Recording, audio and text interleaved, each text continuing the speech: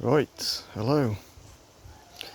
I just had to nip out and get my poorly dog a cage so he can't run about to restrict his movement.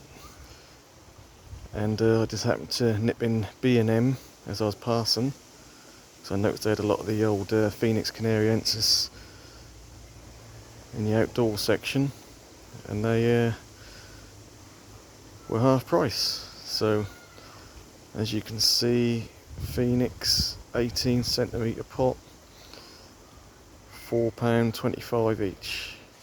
They were £8.50, so £4.25 each. I got 6 of them, so £25.50. So let's have a look at them.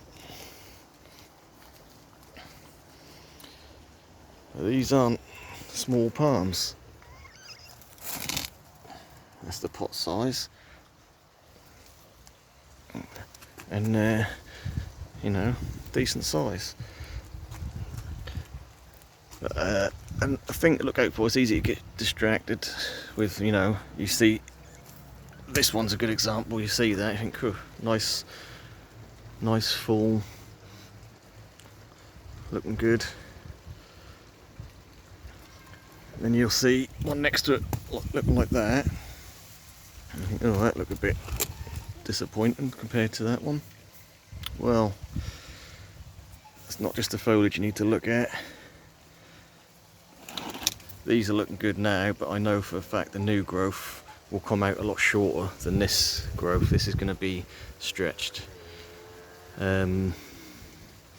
So for a year or two it's going to look a bit funny because all the new growth will probably be only half the size of this stretched. So you can see a good example of that is this frond now opening. You'll find that the leaflets will be a lot closer together, a lot stockier. But yeah, obviously these have been grown under greenhouse conditions and whatnot, so they're stretching for the light. So they look good at the moment, but they'll look a bit funny for a year or two.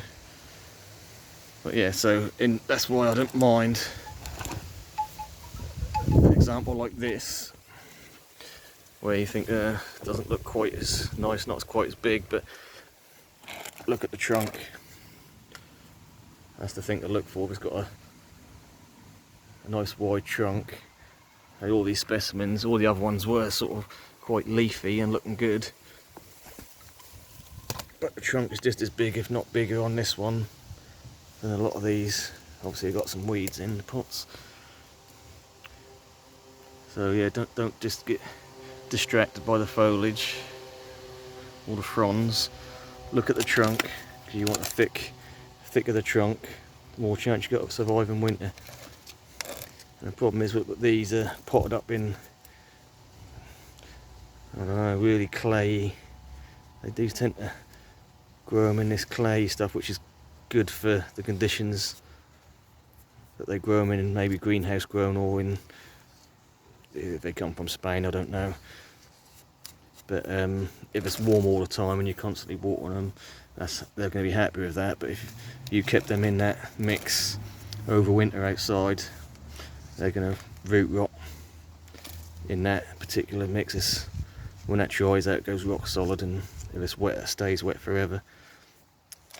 So that's something to look out for. So these are going to be fine. I'm going to leave them potted, and I'm going to have them in the greenhouse so they stay dry over winter, and